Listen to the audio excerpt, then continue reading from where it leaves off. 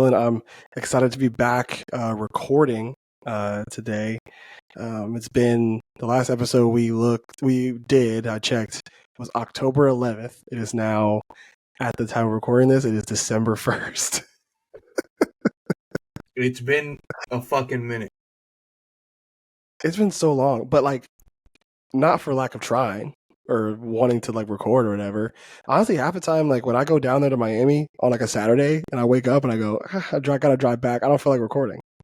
And then on top of that, it's like both of us are just busy now. Like, you got a new job, and then I'm about to start like one of the hardest like seasons of my job in the next couple of months. So just a lot of stuff going on, but glad to be Holidays back. Yeah, holidays are coming up too. Glad to be back. I don't want to make a claim here, but I would definitely want to be able to have an episode come out for the majority of December. I know we have this one. I know we got to do your video game episode where you talk about all the games you've played over the course Big of Zo's this year. Big Bang Bazinga Video Game Bonanza. Is that the title we're going with? Yes. Oh my god. Okay. I guess this episode has a majority to do with you. I guess we'll give you the titling privileges for this episode. And we'll for sure make that one a video because I want to do a tier list. Okay, yeah, we'll definitely make that one to a video. We can do that, no big deal. So yeah, like I apologize for the lack. Both of us apologize for the lack of episodes in November. A lot of shit going on. It is what it is. But we're here now, and it's been over like 6 or 7 weeks, almost 8 weeks into the fall anime season. And we definitely got to catch up and talk about all the stuff that's been going on, some of the shows we've liked, some of the stuff the takeaways and stuff like that, what we're looking forward to, and stuff like that. New ones that we might pick up later on in the season, stuff like that. So I'll start with you, Zoe. What shows have you been watching so far, or not even that? Like, how have you been enjoying the fall season of anime? Dude, I think it was like kind of an understatement how hype the fall was gonna be. I know everyone was saying like, "Oh wow, so much is coming on the fall." Way more than I thought came out during the fall, and it's been a lot of quality stuff. The Chainsaw Man hype was real. We might Chainsaw Man. We can make your yes. Sorry, we could probably make your dad's appearance into a clip. Just by the way, that's really funny. Yeah, that would be funny. But okay, back to what you were saying with Chainsaw Man though. I kind of want to just go through just the shows in general. So like the big show is Chainsaw Man, and me, I'm the resident manga reader of the group, and so like obviously I want to hear your thoughts on it. Just for me, I'll kind of continue on off of you, but just first glance, like they're nailing everything manga wise in Chainsaw Man, and like I kind of want to know, like, as a anime only who's watching this blind for the first time, like, what is your experience with the show? The more you get into it, the less you know. It's kind of insane. And the way it's written is super intriguing because the episode that just came out this week was episode 8. And holy shit. I guess Am I gonna explain in detail? I think since episodes Spoiler. are airing and stuff like that, I think it's I think we gotta just throw a spoiler warning out of the door at this point. I think like with us watching all these episodes week by week and kind of like having all this time, I think we haven't posted an episode since October 11th. So if anybody hasn't watched anything from October 11th to now, it's probably a problem for them. Huge spoiler warning. Yeah. All of public safety got fucking clapped. Yep. That's fucking well. Here's the thing. I've decided to mute anything that has to do with on Twitter. I've decided to mute Chainsaw Man, Denji, Makima, Aki, Power, Kobeni, Himeno, all that, because I've seen some manga panels from part 2, or at least from later on in part 1. I don't know any huge spoilers, but I do kind of know that like Kobeni's Which one fine. did you see? Because I kind of want to know. Which one did you see? No, I've just seen I've seen Rize talk with Kobeni. Oh, okay. I don't know who dies. I don't know what Makima's like whole shtick is. I know there is a shtick. I just don't know what it is. I don't know nothing crazy. Okay. I just know that Arai is the one that probably died. I mean, you can kind of. I don't want to give too much away, but you can kind of tell that's kind of what happened. But I think this episode specifically, episode 8, was probably the best one so far. To be honest, I know the episode 1 was amazing. The episode where Denji's fighting the Leech Devil was great. You know what I'm saying? But I genuinely think just as far as like the action and just the story and how everything was shot, like the slow shot where like the music's playing in the background where it's super silent, or like there's no like ambiance or like regular noise, like natural sound. It's just the soundtrack, and people are slowly pulling out guns and shit. That was probably the coolest shit. They could not have done like they did the manga just. They only did that scene way better than the manga, honestly, because like in the manga, as soon as like it just ran, like Makima sits down talking about the higher ups, and all of a sudden randomly like people start just busting shots at her. And so same thing with like Arai and Kobeni. And so like what's funny is like this is like my 4th time through with the Chainsaw Man story. So I've read it 3 times, and this is like obviously I'm watching the anime now. The first 2 times I read it, I did, since the manga is so fast paced, the story in general is so fast paced, I didn't realize that Katana Man is the son of the guy that Denji was working for. The first 2 times I watched it through. Oh yeah, they like outwardly say it. They say, yeah, that's my grandfather. That's that's my grandfather, and you killed him or whatever. But obviously, we know the real story. You know what I'm saying? Like, obviously, he was possessed by the zombie devil, and then in episode 1, that kind of stuff. But they did Katana Man so much justice. They did, I forgot girl's name and her devil or whatever. They didn't even say her name, but she has a snake devil. I didn't. Yeah, I think it's what's called the snake devil. I'm not 100% sure. Oh, hold up. I think it's the snake devil. Is the fox devil dead? They explain what happens to the fox devil when it comes to Aki, but because she said that you've put something disturbing in my mouth, neither human nor devil, and then fucking yeah. So I mean, in the next episode, like they talk to Aki, and basically like he tries to pull Kon out, and he can't because I think the fox devil like got rid of his contract with Denji with Aki after Katana Man sliced her open. So I think that's what I think they mentioned that, because then Aki, actually I'm not gonna say that. So yeah, don't say anything. Basically, like they have on it, like like the aftermath of Katana Man and Old Girl like attacking everybody and all that stuff. Like a lot of stuff like happens afterwards also, and stuff like that. Did he had 2 contracts? Yes, because he has a cursed devil now.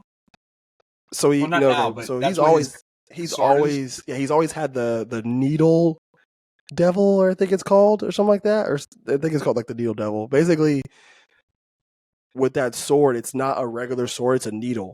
Yeah. So it doesn't have like the it's not like a katana. It's And kind so of the aesthetic of Nobara, where she uses her kind of thing, like yeah, voodoo and the needles, but it's just one big one. It's kind of that whole yeah, aesthetic. essentially. And so basically, he has a contract with it, but it like every time he uses it, it instead of like taking like a, you know how like Himeno, like how That she was lost her wild. eye. I Okay, figured, but I was like like, that's why she has an eye patch. yeah, she has an eye patch because she gave up her right eye, her right eye. Okay, I don't know whichever eye, her right eye to the ghost devil, so she could have that ability, right? So Aki has, I think, like a piece of he gives up a certain small bit of himself to the fox devil to bring it out, right? With the needle devil or whatever that thing's called, he gives up part of his lifespan. Mm-hmm. So when Himeno's talking to him in the hotel room, they're fighting the Yeah, Eternity she Devil. explains it, kind of. I like don't pull the sword out because you're gonna lose more of your lifespan and shit like that. So he's definitely lost a lot of his lifespan. Because I guess we're led to believe he's used it before this time. Yeah. So so there's that, and then honestly, yeah, I hate Himeno only lasted 3 episodes. That's wild. I hate bro, that. because they build her up as this, like, bro, the beginning of episode 8, where she's like, I'll set you up with Makima if you set me up with Aki. And it's like, oh, next time bring Aki over. So it's kind of like they're setting up this anime trope of like, okay, this is the main squad. Yeah. Like, there's the big 3, but then there's like the rest of the squad. And then she fucking bites it for nothing, by the way, because Well, she's trying to save. Yeah, but the She's ghost trying to devil save got Aki. fucking murked. Dude, that they're making so many memes out of that shit. It's so funny. I think I sent you a TikTok literally like before we started recording, and I didn't see it yet. The girl goes return, and it's the moist critical woo,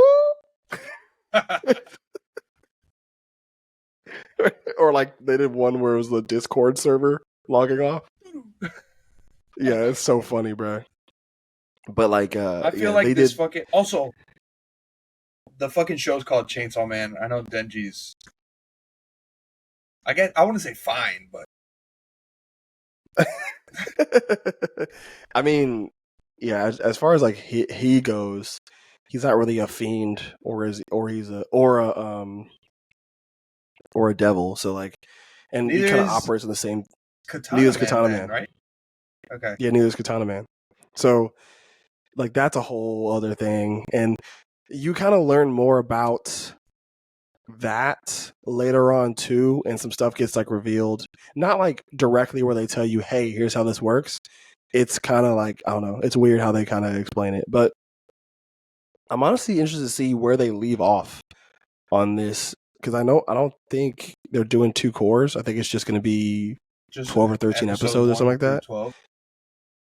Yeah, so I don't know where they're going to leave off, because if they leave off where I think they are, it's going to get crazy. And that's going to be a crazy cliffhanger. But I don't know if they're going to get that far. So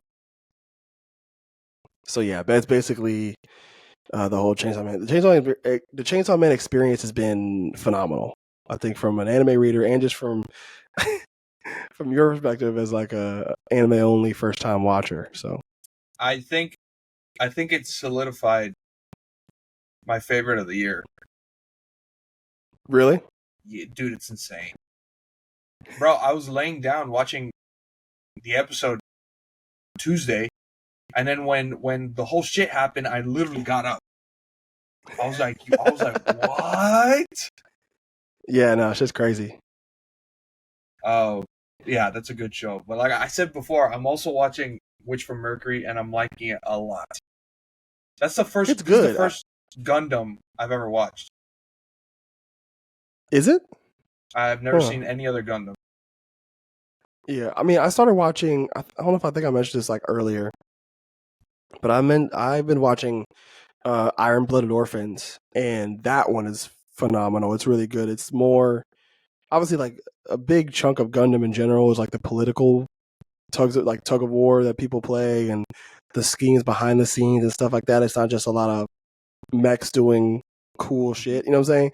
A lot of it has to do with politics and war and the evils of war and what people do for you know what I'm saying, like the war industrial complex. Like they have so much like depth into a lot of those stories, which I think is really cool. And this one is no different with Witch of Mercury. With Witch of Mercury, since there isn't a war they're fighting, it's more like insider trading politics. It's all it's these more like companies monarch, companies and stuff. under a monopoly, and it's kind of like very capitalist. It's very Yeah, interesting. It's kind of interesting. yeah, and then obviously, you know, it's funny. So we talk about Chainsaw Man, and then obviously moving into to Witch of Mercury.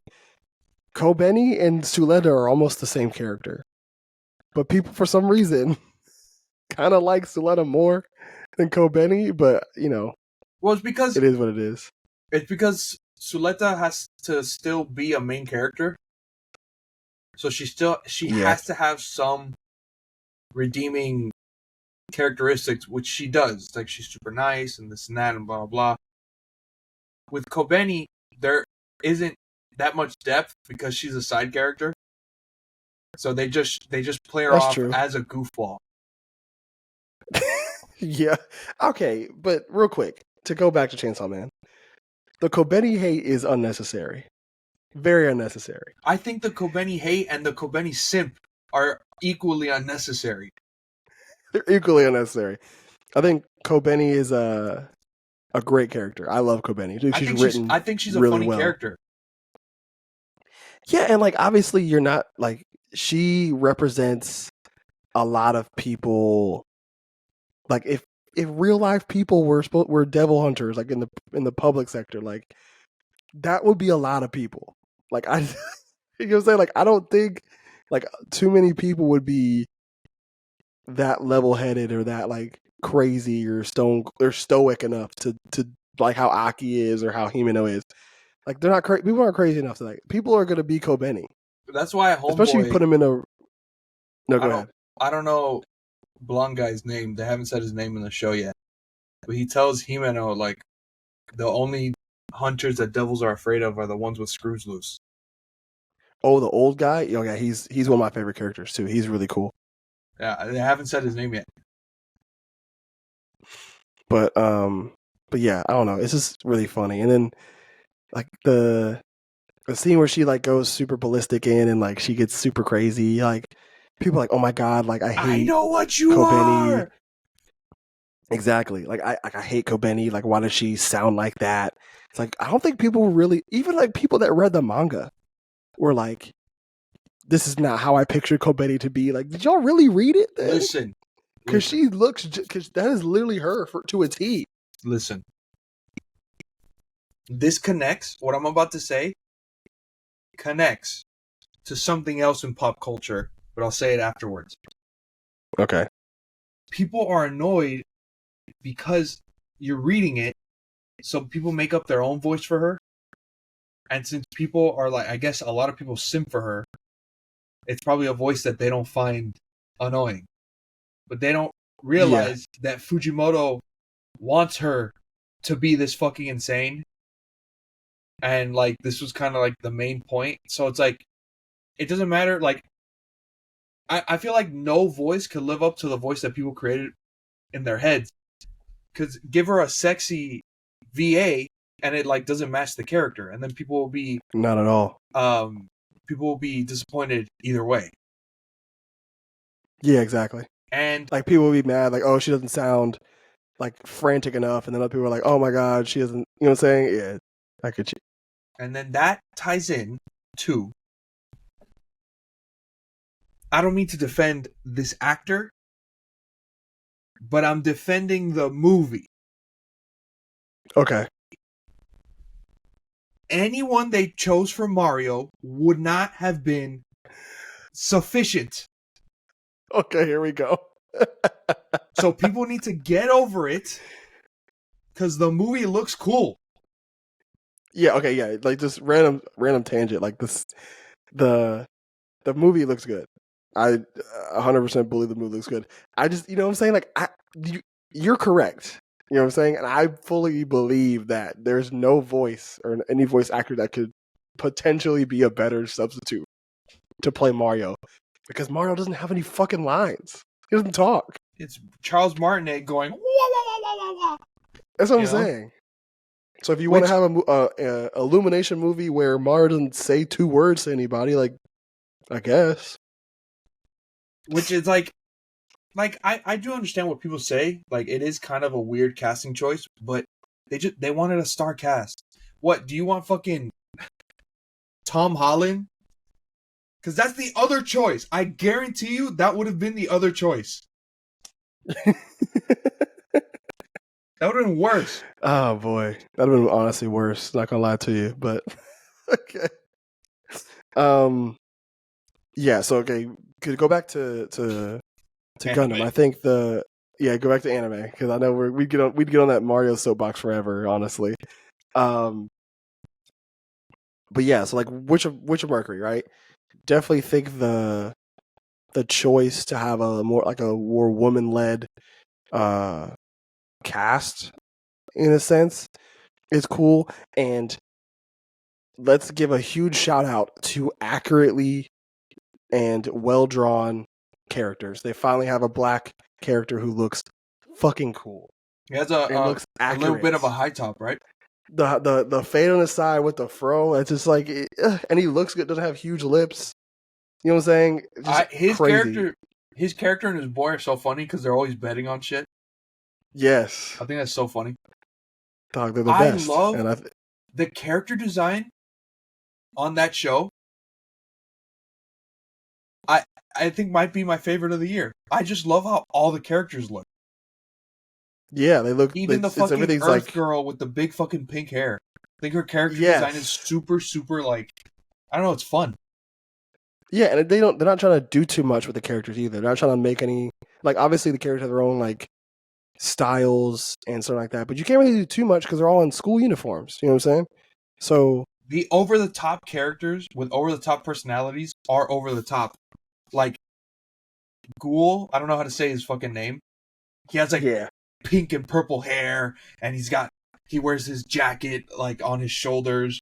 But then fucking oh my god, the one that fucking I forgot his name. That like fights the pretty boy with the long blonde hair. Well, he's over the top too. But the guy who takes Suletta on a date and then fights her, I forgot. Oh fuck!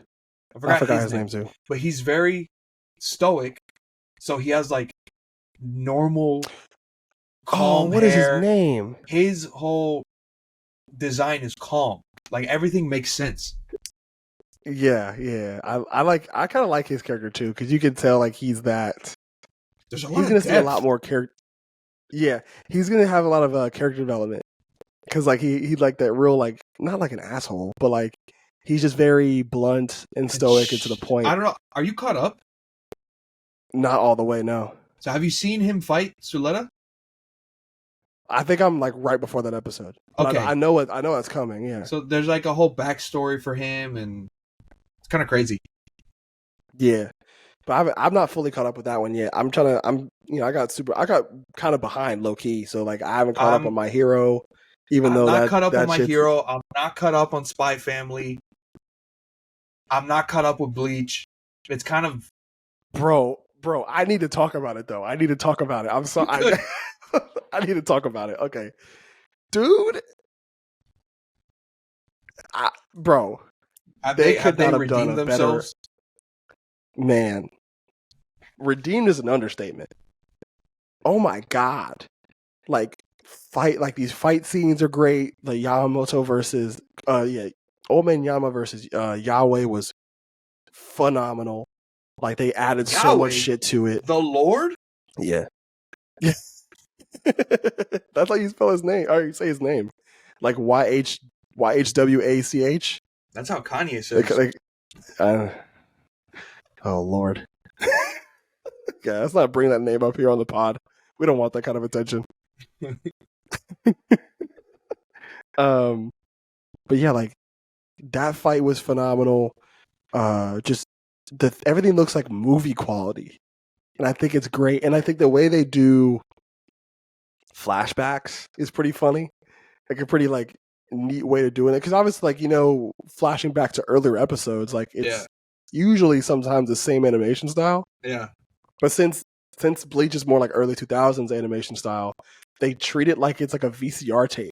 So it'll like like scratch, and then like you'll see like little lines go through while they're like replaying like old events. That's super creative because when Bleach started, TVs were still 4x3. Exactly. Because I started watching the old episodes of Bleach and I'd never seen them, and they don't fit my computer screen because they were on CRTs and shit. So that's super creative. It's very cool. Yeah, I think like the way they do that's cool. I think they're adding new stuff to the story to give a little more depth. Like I know I talked about it in our last episode. Like Uryu has his own like character development through him being a Quincy and learning more about his heritage and shit like that. And there's actual like parts that he played like in the story now where like he has screen time, because in the manga, like, not to give too much away, but he just kind of pops up in the middle of the story. But they're also like taking away stuff like Rukia in the back. They're taking away fan service, which I'm not super pressed about. I know people were upset about that, but like I really don't care. But man, I really can't really put into words like how cool this feels as a Bleach fan. Like going through all those episodes and all the slander and really having something that's like a good product out now where we can really say like, hey, like our favorite shonen of the big three is having one of the best seasons. You know what I'm saying is looking great animation wise, storytelling wise is really good. Just like all the fights that are supposed to be hyped up to really good are looking really good so far. The character designs are to a T, and they look even better than they are in the actual manga. You know what I'm saying? Like stuff like that is just great. And I know this arc is really long, so we're gonna have a lot to really look at in the next few months or so, because we're only 9 episodes, or on Monday we'll be 9 episodes in, which is crazy to think about, because this is gonna be it's gonna be multiple cores. So like, yeah, no, I'm super excited for it. I think if you haven't caught up to it, please do, because it's a great story. You know what? I haven't even started. Is great. What? Which I want to. I haven't even started Blue Lock. Oh, you need to, because the mangaka is currently like his bro.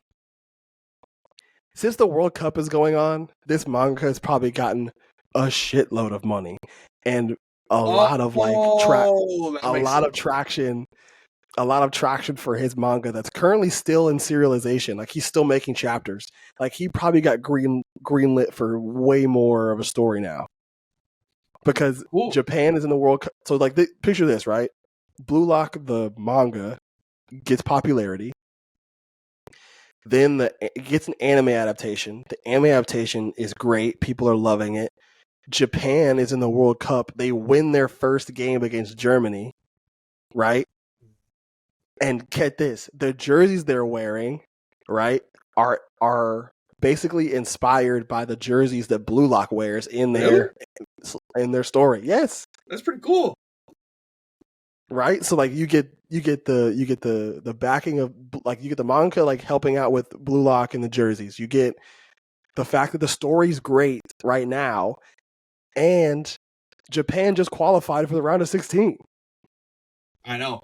So like they made it out of group play, and now they're like in the elimination rounds of the World Cup. So like that manga just got, that's perfect timing. Like there could not have been better timing for for this. I feel like Japan being in the World Cup, they probably timed the release of this anime around that time.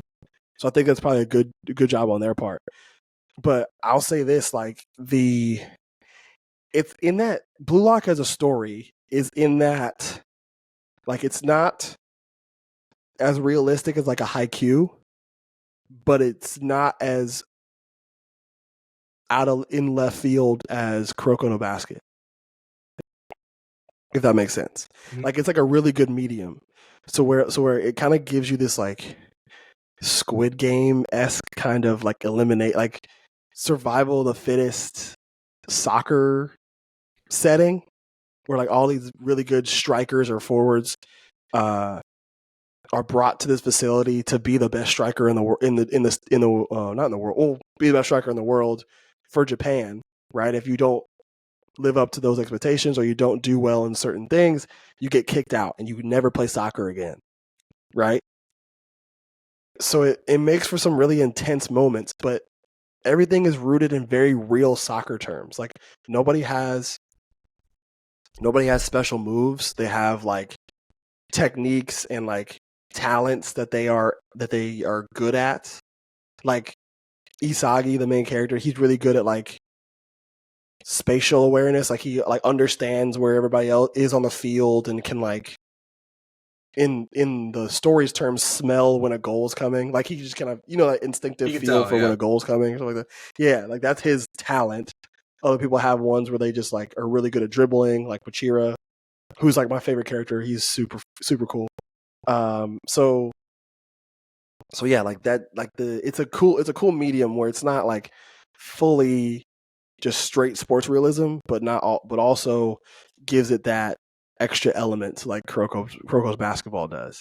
So I think and I've been caught up with the manga, so if it's gonna keep putting out episodes like this, it really might be one of those ones. If you catch my drift. So also, today's Wednesday, right? Thursday. Oh fuck. Yeah, we're recording this Thursday. I haven't seen Dude. Yesterday's episode of Mob. I'm caught up. Dude, I'm yesterday's. I'm a couple episodes away. I think I'm 2 episodes down. Bro, this might be the best season so far. It's insane.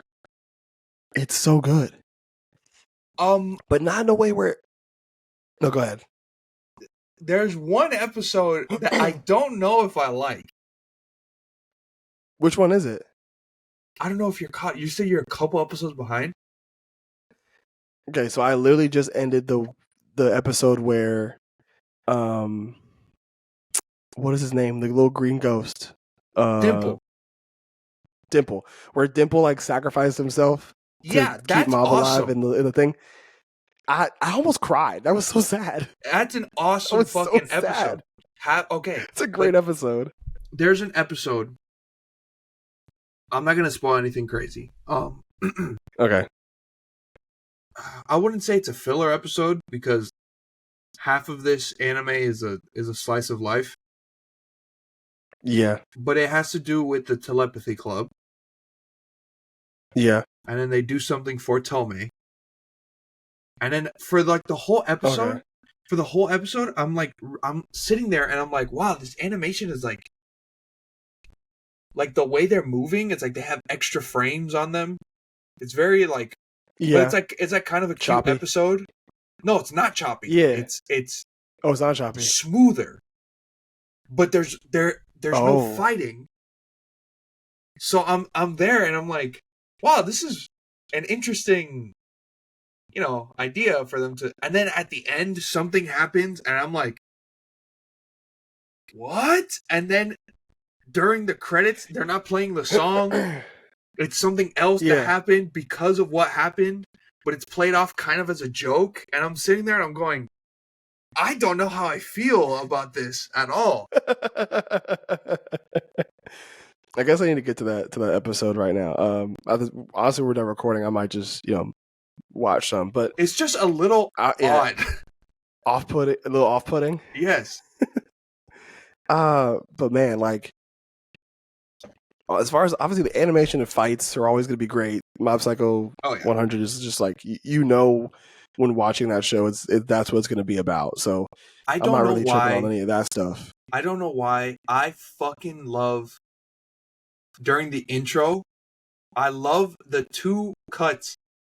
The one of his brother walking towards the camera, and then the one when he's 100% of him walking towards the camera. I don't know why the Yeah, animation is. I'm like, oh, this shit's so sick. no, it's so cool. And I think you're always going to be One thing Mob Psycho is going to do is give you good animation, and then like an underrated part of it is just character development and like Mob being a relatable character, which is really fun to say. The I don't like how accurate some of the stuff Mob goes through feels for me. It's actually starting to get annoying. Because of his social anxiety. Yes, it's actually starting to get annoying to me because it's like some of the shit that like he does and he says and something happens to him has happened to me before, and I go, "Oh, brother." Like I gotta sit through and watch this. like it's basically just this season is literally just I'm in this tweet and I don't like it. Is this its final season? I don't know. It feels like it's a final season to me. Is the manga? Have you read the manga? Mm-mm. Oh shit! Because So I don't know. I think my boy Luke said this. The manga the manga hasn't written anything after this arc. I mean, it looks like it could ramp up to end up being a final arc. Is what it seems like. Yeah. And yeah, like literally just like when Mob, first off, Mob not knowing what he wants to do for a career, hilarious, hilarious.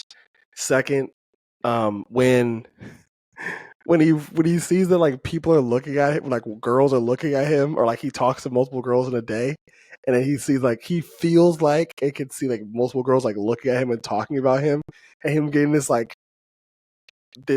unreasonable wave of confidence. He gets a Chad face. Yes, dude, I literally was like, bro, this is literally like 13-year-old me, and I'm It's actually pissed so off. funny though. I'm actually pissed off. Like this is not. I don't like this. Um, but yeah, like, and then like the way they do it too, where it's like, oh, they were actually looking at you. Well, they were, but they're looking at you because you're not hypnotized by or you haven't eaten anything from the world tree yet. But also, there was once when it first started happening, they're talking about Kageyama, Yes, which is his brother's last name, exactly, and his brother's right next to him. exactly. And even That his brother's stupid enough where he was like, "I'm proud of you." right? It's like what? And then he had on that dumbass shirt that what's his name gave him. The monkey. I was like, Ritsuo, right? Or is that his brother? Hanizawa is the old guy. Hanizawa. I forgot Buddy's name. Fuck, I forgot his name. But he's funny too. But I like him. But he gives him that dumbass shirt, and I'm like, oh my god. This one has monkeys on it. It's like, what the fuck, bro? And but yeah. Dimple. Why do you have that shirt on? It's like, I don't know. The character development is always great between seasons. Like obviously, like season 1 was you really starting to get to know Mob and him gaining like confidence in himself. And then the second season was more so just him and his interaction with other people, which I think is cool, and like him just like accepting himself and like accepting himself in other people, which I think is cool too. And then this third season is just like, I don't know, it's all this self-realization cycle for him is really cool to see. He's a lot more like I know we were talking about this unnatural wave of confidence, but there's something in that episode that I was talking about. It's a very, very small thing. Inconsequential. It's again not a fight, but it's something where I was like, Oh wow, look, he's a little bit more confident. Like he's trying to be a good friend to Tome. Very interesting. Yeah, yeah. I think it's cool. And then when it kind of turns out that Reagan, I thought that was a great twist. When it comes to it turns like the Reagan was actually like kind of brainwashed, which was crazy because like he doesn't take any of the candy and he doesn't eat anything. I went back and tried to rewatch the episode. I don't remember when he got brainwashed. Is it he's easily manipulated? That that might be it too. I think it That was could be the cool case. letting him get brainwashed too, to kind of give you this feeling of like, wow, Mob is alone By himself. currently. Yeah. Yeah. I think that's dope. But yeah, so if you guys haven't watched Mob, get on that. It's super dope. Really cool show. One that I want to talk about, and I know you watched an episode or two, is my sleeper anime. I don't know if it's gonna be of the year, but definitely of the season. Is Bocchi the Rock. Dude, That show is fucking funny. dude, it's great. It's such a great show. It is really good. It's such a good show. It is this season's cute girl does blank anime. Yes. Like last season was Licorice, Licorice Recoil, which like, was cute girls girl do does John Wick. James Bond. But it's not to the point of where it's like the point of the show isn't cute girls. Like the point of the show is like it's a slice of life and she's very nervous and she's trying to get over it. Yes. And it's very funny. Yes. It's not K-On! Funny, which is like, yeah. Look at me, haha. Yeah, it's not like it's not overly like slapstick comedy, or even K-On! Wasn't that slapstick comedy either. But it's not like the K-On! The comedy. I feel like K-On! Appeals to PDF files. Oh. And Bocchi the Rock is genuinely well written and funny. And that was great. I can't take credit. I saw that on Twitter. Oh, bro, that's funny. PDF files is amazing. I've never heard that before. It's very funny, actually. It's you know that meme where it's like if a name sounds similar to like a word, and they'll circle. Yeah. Okay, so I saw a PDF file, and then circled Dream's face. Oh God. So. Jesus. There was another one that said PDF file, and it was Makima. Literally. I mean, oh, and then Himena's probably gonna be on the list too. R.I.P. That's my baby. Yeah, she's basically the Masato of this season. I need a crazy girl with an eye patch. Who's an alcoholic. What were we okay, yeah, no, Bocchi the Rock. Like one thing I like, it's always like a hit or miss thing with music anime, because it's going to be a situation where animating somebody playing an instrument is actually really hard, and so they usually kind of go for the CG route, and sometimes it looks really bad. They obviously they mix some CG in with this one. Obviously, it's not hard to tell. Tiny bit, sure, but man, the playing animation is great. A1 Pictures, baby, they're fucking great. They do Love is War, phenomenal. Yep. They did Licorice Recoil, pretty fucking good. They're doing Nier. Come on. Oh, we gotta talk about we gotta talk about that in a second. Yeah. A1 is up there, brother. I love A1 Pictures. Yeah, they're really freaking good. So I've only watched a couple episodes, and the story isn't super complex or anything. It's just cute girls making a band. You know what I'm saying? It's a slice of life. So yeah. And then again, kind of like how I felt with Mob, it's literally just I'm in this tweet and I don't like it. for like with For what's her Bochi. because like yeah for Boji because like a lot of her social anxiety stuff even like in the beginning like the first episode like the stuff she kind of went through with like wanting new friends or like trying to get people to talk to her. You know what I'm saying? Like I've dealt with that as well. And like just, I don't know, it's just funny seeing certain things like that happen and you go, okay, that's been me before. So um but one of the funniest things I've seen, I don't know, like other people have done this before, but and other shows done this before with comedy, but that one part where she said my journey's over and the end credits started playing in the middle of the episode. That was so funny. And then it said, Bruh. what was it? Like Maggot Slug played by Bochi. Yeah. That was really funny. Yes. Like I don't like when it comes to certain like comedy stuff, like comedy anime, like I'll laugh. But like that part like genuinely like had me laughing out loud. Like it was really funny. So yeah, I think just that show is definitely going to be like a sleeper of the season. I think more people need to watch it. Okay, I know you brought it up. Let's talk about Nier for a second. With this oh wait, with this new trailer that's coming out. I don't know why I thought it was A1, but Cloverworks made Bochi, which Cloverworks is pretty good too. Yeah, Cloverworks is good too. Yeah, it's okay. Let's dive into Nier Automata as an anime really quick. The trailer looks phenomenal. Listen, I am the Square Enix representative on this podcast, so any questions laid on me. Yeah, okay. So are they talking about 2B's story in this one? I would think so. Or are they doing something else?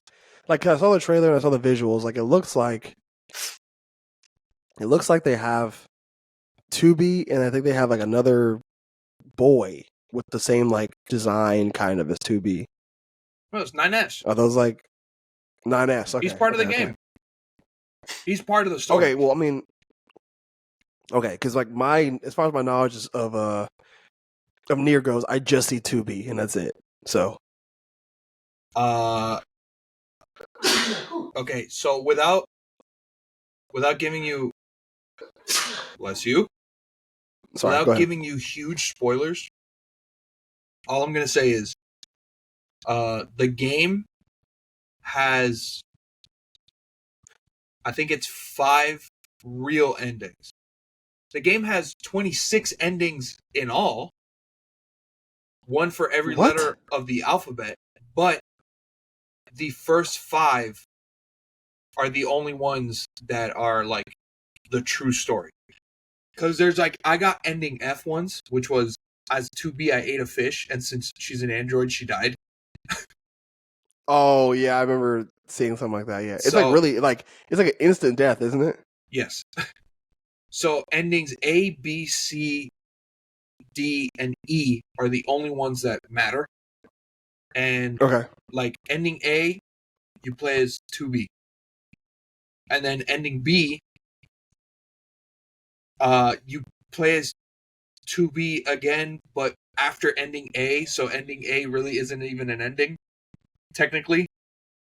Oh my god. Ending C, you play as 9S during 2B's story of ending A and B. Ending D, you play as this other android, A2, during the whole shit of ending C. And then ending E, you switch between 2 characters that I'm not going to say. Well, I'm not going to say because it might spoil why you don't play as the other character. Oh, okay. They might show up. They'll show up in the anime? A2? Like, I know like 9S and 2B are in there, but like I don't know about A2. A2 I didn't see. Has to be in the anime. Like, she's important. Makes sense then. But there's this new character I saw that has like black hair. I forgot her name, but I don't know what relevance. I don't think she's gonna. I don't think it's gonna be a bait and switch where it's like, oh, that character's A2. Oh, Like okay. I think All it's right. a Well, new character that they made for the show. yeah. And then I know me and you mention it and talk about it all the time because it's pretty funny. For those that may be mutuals with me on Twitter, I always like to crack jokes about how unhinged my women mutuals are on Twitter Oh Lord. when it comes to 2D men. Look, I stay out of women business, 100%. But I'm not. I'm does not absolve me from getting these jokes off. That shit's hilarious. You talking about And Adam like, and Eve? yes, dog. Literally. Okay, so Courtney, I don't know if you listen to the podcast or not, but if you are listening to this podcast episode, that shit was so funny. Like literally every time, it's like, oh, let me just add another one to the harem. It's like, Lord Jesus, ma'am, calm down. I don't know if she's played the game, but she might be in for a really rude awakening. Just, I'm I'll not be a gonna say it hater next here. time she starts it. No, it's fine. I mean, I don't think she listens to the podcast. If she does, this would be really funny. No, But it's just in case someone listening wants to know the story, and what I told you kind of has some okay, plot relevance. It's not really a spoiler, okay, but yeah. it's I'll just relevant to the say plot. it's just really funny. It's pretty funny how you get like, oh yeah, they're not really. I guess let me say this: they're not really working with much in certain areas. Nope. I was like, part of me was like, dang, I could be a real hater and just be under that tweet and be like, hey, you know what? Also, Oh I man. really hope they bring back the English cast from the game, because the voice actor for Eve fucking gave his heart and soul. Holy shit, bro. There's a fight between 2B9S and Eve. Yeah. And listening, it's Ray Chase, very famous voice actor. Yeah. He would, I would think he was for real legit crying in the booth. Really? Fucking yelling his heart out. And I'm there trying to slice him open. You're just like, God. And I'm like, Freaking out. I feel bad for this guy. That's crazy. Fucking That's how you know you did a good job. phenomenal English cast. Man, I hope they do something cool with it. Like I'm excited to see it. Like somebody that's never played. It's one of those things where Nier Automata is one of those games where I go, yeah, like I would definitely play that game. I just never have gotten around to playing it. I think you'd enjoy Automata. I don't know if you'd enjoy Replicant. Replicant's a little clunky. Even the remake, because it's from like 2010. Automata is a lot faster, a lot lighter. I feel like the dodging and defense is a little better in Automata. Like they kind of learn from their mistakes. But I fucking love JRPGs.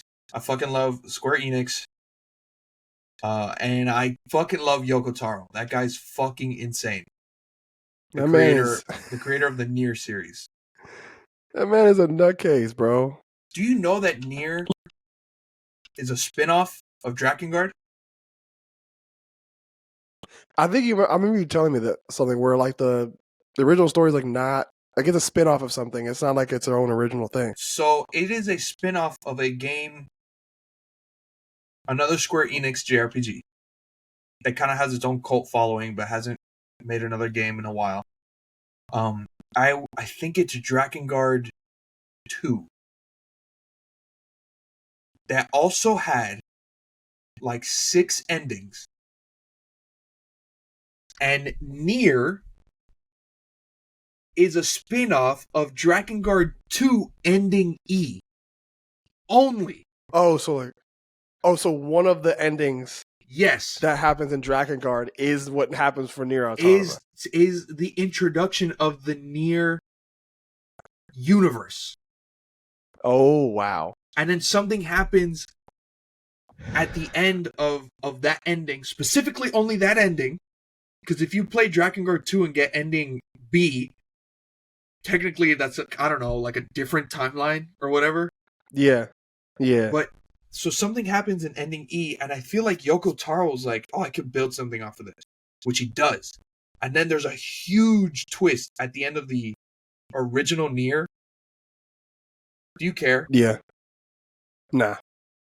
This doesn't spoil anything for Automata, but the beginning of Nier Replicant, it's like a modern day city, but it's covered in what looks like snow. Then, after the prologue, you're in a fucking, like, medieval, but you're the same character. Like, you're the same brother and sister, same voice actor, same everything, same, like, design. You're just in a medieval village now. And it's like, what the fuck? You find out at the end of the game, you're still in the future. But ending E of Drakengard 2, they open a portal from their world to our world and cause the apocalypse. Huh. So that's why, not a spoiler, but Nier Automata is the same universe. It takes place in the year like 11,000. Okay. Because it's way in the future. Okay, that makes sense. That's so weird. That guy Yoko Taro's fucking insane. And then he tells people any spin-off or any thing that I do that I cross over with Nier is canon. And they ask so him like why, and he goes, because. I mean, if it's your game, it's your story, you can do whatever you want with it. Just, So what the fuck, bruh? Fall Guys, Fall Guys is canon. The 2B costume in Fall Guys is canon. That's so dumb. And he doesn't care. That's so dumb. My favorite thing he's ever said, they asked him, why is 2B so scantily clad? Why is she's a badass? Is it like this idea about femininity and being not like a typical woman, just because she looks that way she can still be a badass, this and that, blah blah. And he goes, right. I got you. Yeah, I just like girls. that was his answer. Did you say that on the radio episode? Maybe. I think you said that on the radio episode. That might have been. I fucking love Yoko Taro. Oh shit, bro, that's funny. Yeah, I think that's great. Why is everything canon though? Like, bro, like random collabs. Like, oh yeah, that's definitely canon. But like, he won't explain why they're canon or what happens to be canon. So 2B is a guest fighter in Soul Calibur 5 or 6. So that's canon. Okay. What's funny is like there are other situations where other IPs make the Soul Calibur collab canon. Yeah. So like I don't really see that one's not that bad, honestly. Like I don't know if I can't remember if they make Star Wars Soul Calibur crossover canon. They do that. They make the Zelda one. The Zelda one I think is canon, yeah. The Zelda one's canon. So I think it's like, I don't know. And then Zelda has like 6 timelines. Yeah, and Yoshimitsu is in Soul Calibur, several Soul Caliburs. Yeah, he's so like a normal character. So that so like that crossover is canon. So like that one doesn't really get me, but Fall Guys being canon is funny as fuck. Like they should have like your dog, what the hell? He's awesome. He's funny. Oh man. There's something that I need to mention. Okay, go ahead. which is kind of crazy. I sent this to you, but it was like 4 a.m. You were asleep. As Disney one usually is at 4 a.m. Disney has partnered up with Kodansha. Yes, to do a bunch of like anime Like originals and like other IPs and exclusive stuff anime. with Kodansha. Yeah. Worldwide, mind you. Because Mm-hmm. the fucking Christmas Showdown, Tokyo Revengers, is only on Disney Plus. How they got that contract away from Crunchyroll is insane. I mean, Like, that's crazy. I know everyone has a very sour taste in their mouth with Tokyo Revengers right now, but I think In this terms is of the manga, before yeah. they jump the gun in the story. So that's pretty Like, okay. fucking big. Yeah, okay. This arc, the Christmas Showdown arc, and then I think the arc after that. Like, these next two arcs are like peak Tokyo Revengers, okay? After that, it's a train wreck. To me, at least. But for It's a Disney train to wreck. do that is very like they're really trying to get into it. And then there's a fuck. What's the one that I sent you? Tokyo 8. No, that's Kaiju 8. It's some What? Like a new... weird like anime that they're I was like, "Oh wow, this looks cool." And at the end it was like only at Disney Plus. I was like, "What the fuck?" Oh, wait. What did you... I honestly, our Twitter like DM thread is so long I could not look through that and find it. But I know, yeah, the Tokyo Revengers thing they're doing cool. They're partnering with Studio Ghibli for the Grogu a thing. little like animated short, which is cool. This I saw something for this new anime they're coming out. It's by the director of like Chainsaw Man and a bunch of other stuff. Like, he's not a writer or anything, but like he created his own original anime. He's been directing like other high profile anime, and it's called like Bullet or something like that. Mm-hmm.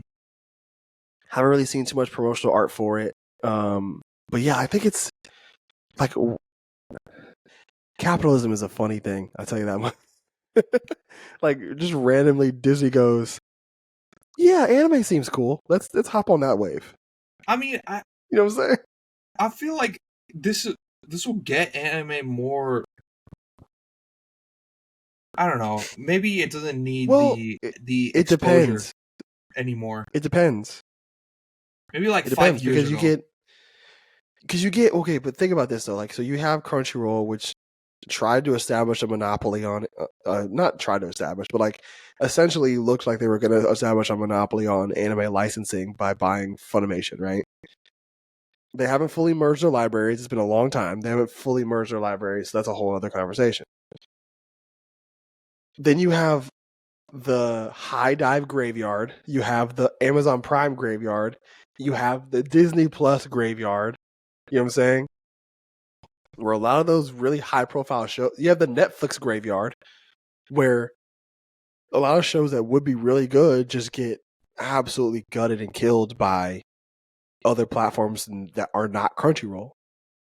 Like, Stone Ocean's final part just came out today. Yeah. Like, they split Stone Ocean into like 4 different parts. And Instead of people just are giving mad you that it's all not the weekly. either it's not weekly or they didn't give you all the parts right away. You know what I'm saying? Mm. So, and then they did like barely any promotion like throughout the week, the dead time where it wasn't being on the platform. They only promoted part 1. Like, it was a heavy promotion for part 1, nothing for part 2. Part 3 got a little bit, and then now that it's like the final part, they're like, oh yeah, Stone Ocean. It's like, what were you trying to do there for that? You know what I'm saying? Like, that's a problem. I guess I was being an optimist because, like, I don't know, it's kind of cool to see anime be cool. Yeah. Oh, I mean, 100%. 100%. Where, like, these I big agree companies are like, oh shit, we might as well dip our toes in this. Yeah, it'll make us money, but it's because they see it as a lot of people will come see this shit. Oh, also, it's called Phoenix Eden 17. Ah, okay. I did see something for that. Mm-hmm. Which looks very interesting. It looks interesting. I'll say this though, like with Disney getting Kodansha like as a partnership to make more original anime, I think that's a good step in the right direction. Because then it's a situation now where they're not really like adapting stuff; they're just making new IPs and having them on Disney. And I think like that's probably could draw more people to it. It's like, okay, this is an original story that you're marketing and promoting on the platform Disney Plus, so we can go watch the anime that way. It's not. That's perfectly fine. It's not Crunchyroll having season 1 of One Punch Man and then Hulu has season 2. Exactly. Or like Crunchyroll having season 1 of Tokyo Revengers and Disney Plus having season 2. You know what I'm saying? Like, yeah. So you don't think they'll move season 1? They might. I think just Kodansha, and if it's Kodansha's IP, like it's their thing, they're obviously gonna have to move it to Disney Plus.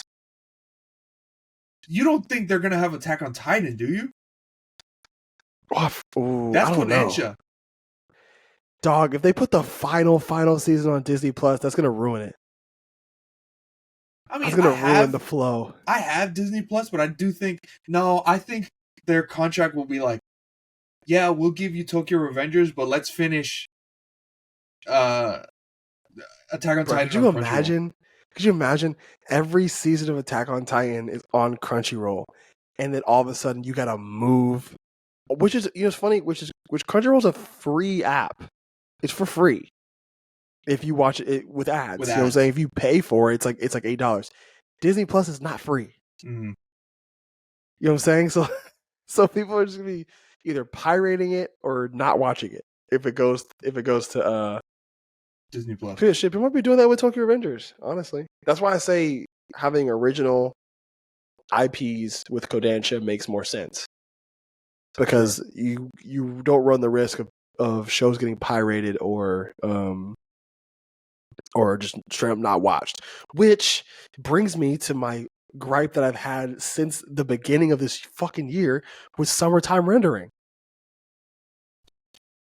Like, summertime rendering is a candidate for anime of the fucking year, and Disney Plus still has not put it in a US app. Which is weird because makes no sense. The rest of the announcements they've been making, it's like, oh yeah, we're bringing this worldwide. So I don't understand why they haven't brought that over. Because like Tokyo Revengers, yeah, it might not be that bloody, but it's like it's about gangs, and it's like it's pretty violent. Like, characters, like, I know the symbol doesn't mean the same thing in both contexts, but like they have a fucking, Yeah. Oh wait, fucking forget about anime. They have Logan and Deadpool on Disney Plus.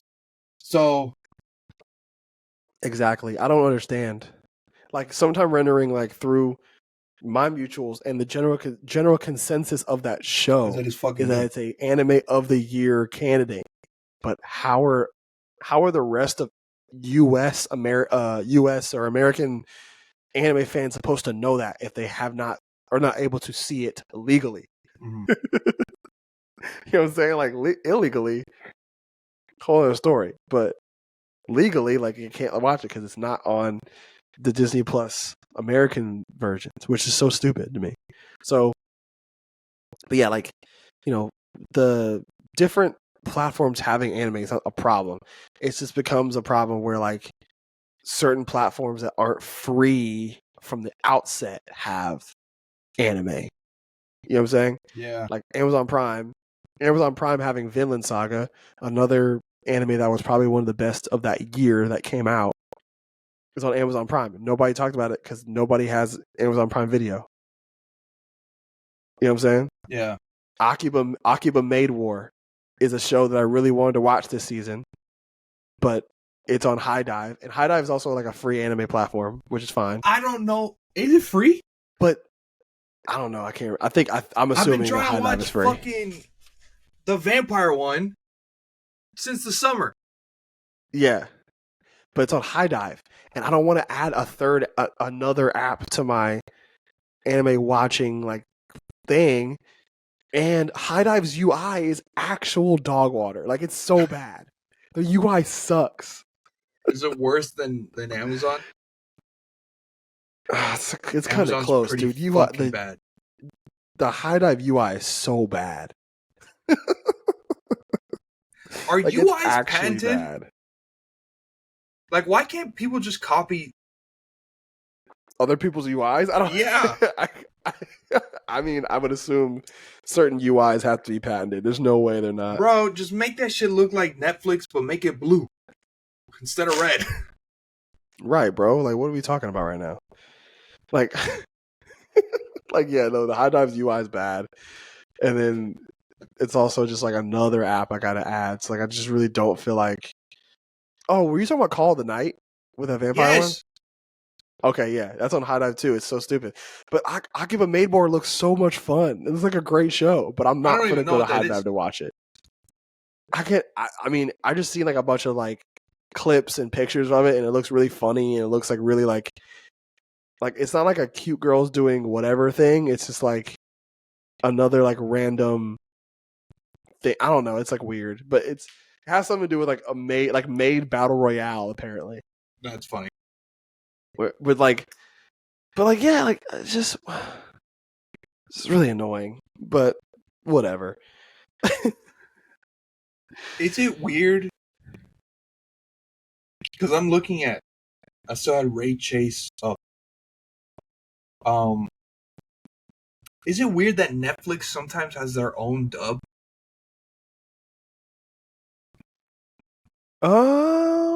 Kinda, but like Because there is a no, I Netflix dub mean of Ava, but then there's the original Funimation dub. yeah, but I forgot about that. There's a Netflix dub for that. Wait, because now I gotta go back and listen to watch Ava on Funimation now because is the dub that much different? Dude, the dub, just compare the Netflix show to the movies, and Shinji's voice is a different guy. Dude, Shinji in the movie sounds like a 40-year-old man doing a little kid voice. Okay. And that's not Well, me. because I'm not trying to shit on the voice actor. I think he did a good job. You just could yeah tell. I guess because I watched the movies in sub. I I watched the watched them movie while subbed. working. I watched them dub. Yeah. I don't know. That wasn't even like something I really tried to do. I kind of just like turned the movie on, and the movie's on, and they were all subbed. So I was like, all right, whatever. You know what I'm saying? Because Kuroko's Basketball, I'm looking now, has a Netflix dub.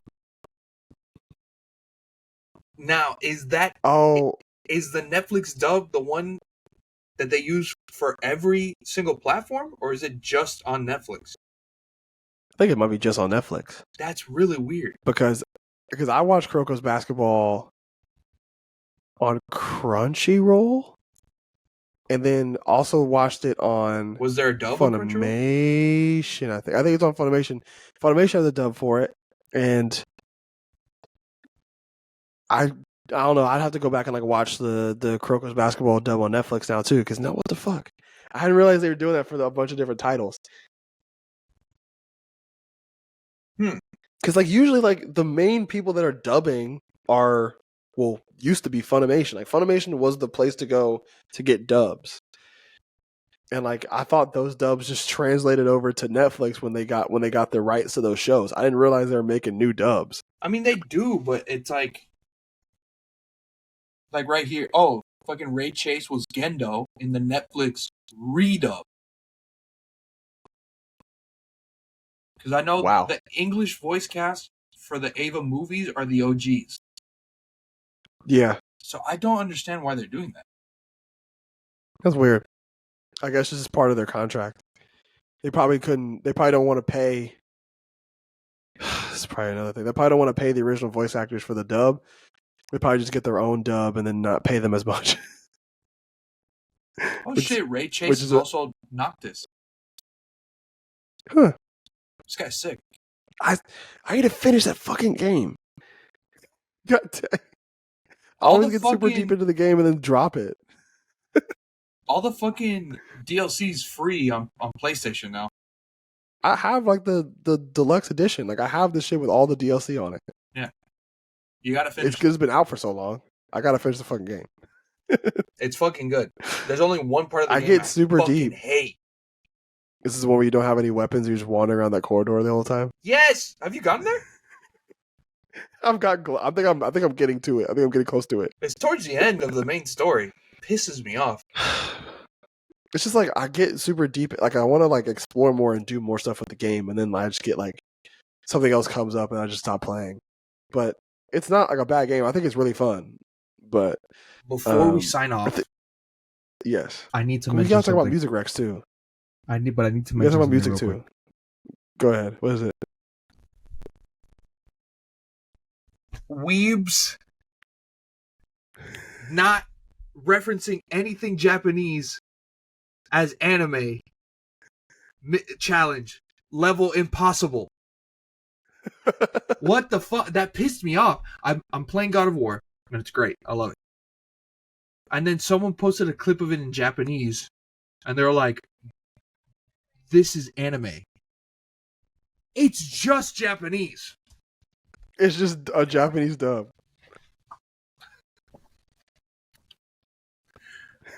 It's just fucking Japanese.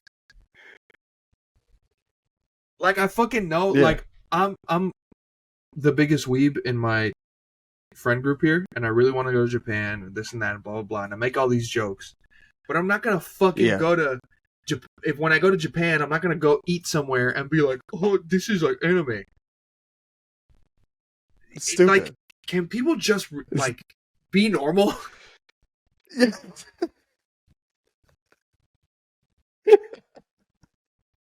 No, literally, like just Japanese people like speak Japanese. Those are like Japanese people are dubbing something with the same emotion that the original voice actor for Kratos and Thor were having.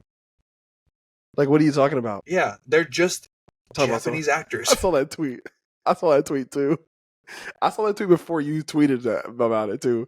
I saw it and I just kind of rolled my eyes. It was like Kratos versus Thor is anime in all caps, and I'm like, guys, come on. Fucking A, dude. Oh, bro, that's funny. Okay, music Rex now. Oh man. Yes. One question though, like before we kind of get into the main stuff about music, what was your number one artist and number one song for It was on my story. the Apple Music Replay? It was on my story. Sorry. I don't know if it's still up. It's not. Okay, so my number one song. Oh, my light fell. My number one song was "Circus Clown" by Mom Jeans, which kind of makes sense. I fucking had that shit on repeat. That was a good song. But my number one artist, 1975. Number one album, Being Funny in a Foreign Language. Oh yeah. I'm seeing them in 3 days. Oh yeah, are you going on that Sunday? Like after you go to Art Basel with us? Yes. Okay. Okay, I didn't realize that was that close of a time period. But yeah, okay. So for me, my number one artist was Smino, which I thought was super accurate. I listen to him all the fucking time. Mm-hmm. My number one song, and I actually got upset seeing this, was "Wait for You," Drake and Future. I did not realize how many. That song just came out. Dog, I didn't realize how many times I played it. That song goes crazy. Wait, that's on Her Loss, right? Yeah, no, that song came out during or is that summer. on Future's? No, it's on I Never Liked You. Oh, okay. I got confused. Okay, yeah, that album came out in the summertime, I think. But still, what? Dude, I did not realize how many times I played that song. That song goes crazy. It is good, but it's a great song. It's kind of random. I know, but like, you know how like we have not talked about that album not once. I know, but that song's great though. It is good. But apparently, the album is not bad though. You know what I'm saying? It's not bad. I enjoyed it. I never liked it. It's good. I think it's his best album in a few years. Yeah, definitely. It's just really funny. Like, you know how you don't think you listen to something that often, and then all of a sudden You know what I'm saying? He just kind of it pops up out of nowhere. That's how I feel about like Drake being in my top 5 for artists. Like, didn't really realize He's because nowhere I'm near like my top actively 10. like I'm not like actively like at least I'm not consciously thinking about listening to like Drake music, but every year he pops up in my top 5 just because he has some great songs. I just listen to like casually. It's funny. So it was like Smino, Drake, and then Kenny Mason was my third one. Drake was your number 2? I didn't realize that either. Yeah. What the fuck? I mean, he released 2 albums this year, but yeah. I mean, I'm not gonna sit here and say I'm not a fan of Drake. You know what I'm saying? Like that's just I'm a fan. I like his music too. I just think he's corny. And I've been, yeah, I mean, now, yeah. But, like, you know, I'll listen to his older stuff. I'll listen to, like, Take Care. I'll listen to Nothing But the Same. I listen to If You're Reading This Is Too Late a good bit. I got a lot of, like, songs and certain playlists that are from that album. And then, like, there are certain songs that even, like, songs that don't really, they're, like, he's featured in, I'll listen to that are good. Like, off of Her Loss, like, 3 a.m. on Glenwood, which is just 21 Savage. It goes crazy. You know what I'm saying? Like that song's great, but it's not a Drake song. It's just on Drake's album. You know what I'm saying? Yeah. So it's just kind of stuff like that. And then I can't remember what my number 1 album was. I can't remember that one, but you know what's crazy? But what? I have all my replay playlists from 2015 to 2022. I don't have those for some reason. If you go to listen now on your phone and you scroll all the way down, I'm pretty sure you can find them all. I might try. So I'm scrolling down 2022's playlist and I see all the genres. I listen to a lot more fucking music now. Like alternative, hip hop, pop, R&B, electronic. I have a fucking world song in here, anime. But then I was scrolling through 2015 the other day. Yeah. It's all rap. Oh, man, dude. It's holy all shit. Fucking rap. Holy shit, dude. I think we talked about this. I feel like I felt bad for not listening to too much rap. But comparing the playlists, I'm kind of like, you know what? I'm a little more cultured now. Yeah, I could definitely say that about myself because looking at this 2015 replay is insane. Dude, 2015 is crazy. You want to know what the top song for 2015 for me was? What was it? It was Young Jesus. Oh my god! You know what mine was? What's up? It was Cut the Check from Mac Miller. Cut the Check was number 3 for me. Bro, that song is great, but like that song's phenomenal. It's my top 5 songs are Cut the Check, With That, Young Thug off of Barter 6, 2 Matches, and Rush Hour, and then Angels with Chance the Rapper and Saba. Bro, those are my top 5 songs. Okay, remember those 5 songs, and now listen to my 5 songs. It's Young Jesus, I Am the Greatest, Cut the Check, All Right, and The Force. Both by Kyle. Oh, wow. Does that not just paint the picture of Piedmont? It really does. That was freshman year for us. Oh my god, yeah. But like I also had so many other weird ones. Like I had a lot of like Royce the 5'9", Common, Run the Jewels, Alex Outkast, Wiley, Joey Badass, Machine Jordan for me. I had so much Action Bronson on here. What the fuck is going on? Bryson Tiller, Hudson Mohawk. Before people knew him for the meme. I've been a Hudmo fan for a minute. He makes good songs besides fucking Seabat. That's funny. But yeah, I could tell like my taste got a lot more varied. Let's do a not Smino. Trapo dominated 2017 for me. Like it's all him. 2016 is when I got into the 1975 rabbit hole.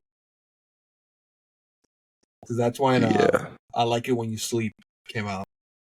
Oh, yeah. 2018 was A Brief Inquiry. Fucking A, 2019. 1975 didn't drop, so they're not on that list. Yeah. 2020, That's crazy. it's Notes on a Condition. Oh my God. What is this? 1, 2, 3, 4, 5, 6, 7. The first 7 songs of my top 10 in 2020 are all 1975 songs. Damn. So yeah, what's super funny is like, Oh, I was going through for it, me, 2020. I know. I look 2016 and 17. I was like, damn, I'm going through it. So yeah, okay. So for this year currently, Wait for You, and then 3 straight anime OPs are in my top 5 songs. That's kind of fire. It's Spark Again from Fire Force Season 2. It's Inferno from Fire Force Season 1, and then Fly High from Haikyuu are in my top 5. For some reason, I didn't have my 2017 one. Let me see what that one's like. G. Jordan, 1975. Oh, Frank Ocean, Blonde. Jesus. Oh yeah. Gummy, Brockhampton. Oh wow. Okay. Wow. Before you end up going for another like hour and a half, let's wrap this up. What Rex do you have for this episode, I guess? I don't know how to say his last name, but this might be my favorite electronic album of the year. VF Volume 2 by Sam Galeatri. I don't know how to say his last name. Gellaitry. Fucking great. He's not like regular EDM. He's like a little bit of funk, a little bit of... Yeah. He's just really good. And yeah. I sent you this the other day. I don't know if you heard it. TWRP, Twerp. Yeah. They do songs with Game Grumps and shit. Mm-hmm. Their song Tactile Sensation featuring Planet Booty. That song fucking bangs. It's like kind of disco, kind of like, it's fucking good. Yeah. This is like so random though. Why is that your stage name? I don't get that. I guess for me, where I'm gonna go with it is, if you have not heard of a guy by the name of Q, just the letter Q, you need to get on that because he's phenomenal. He has 2 songs. I think one of them already made one of our playlists, Stereo Driver. This is really good. Like, he's bringing back the kind of like 80s Renaissance type vibe to his music. And the song Today is like no different. And it starts out really slow. It has this huge build up and it's super cool. It's very cinematic. Like, even the music video is like really cool too. He just does a phenomenal job with his like structure of his songs, and everything just sounds really, really good. And he's a great singing voice. And then I talk about Kenny Mason all the time as like one of my favorite artists. But if you like Kenny Mason, you would like, I don't know if I say Gene or John, Gene Dawson. Gene Dawson is kind of the same vibe, and man, like both of his bigger albums absolutely slap. Like Chaos Now that came out this year might make my end of the year list for albums of the year. But if you want like an introduction into what his sound is kind of like, I definitely recommend Pixel Bath. It came out in 2020. It came out in 2020. It has a ASAP Rocky feature on it called Triple Double. It's, oh my god, it's really good. Like it's super in your face, but then also he has like he'll sometimes like chill back and have like an acoustic, more introspective song on the album. It's just really good. So Pixel Bath is an album I think you if you like Kenny Mason, you'd like this guy. I forgot one. One shameless plug. Whoever's listening, I need y'all to listen. I need y'all to stream PBJ Crunch by my band Good Soup. It's one of my favorite songs we've made. I'm barely on this one, but I helped compose it. I like it a lot. So please Stream it. Go stream that PB&J Crunch by Good Soup Band. Go check that out. Anything else you guys though? That's it for me. All right, bet. Again, I appreciate everybody for listening into the podcast. Your listenership, I guess we could call it, is all that we really care about. Again, we're doing this as a hobby. Definitely at some point in time, definitely want to get more serious with it, depending on how things shake out in the next couple of years. So I'm going to say thank you for coming up on a year of us having this podcast. I think it's really cool that we've been able to sustain it for this long, even though we haven't put out consistently. But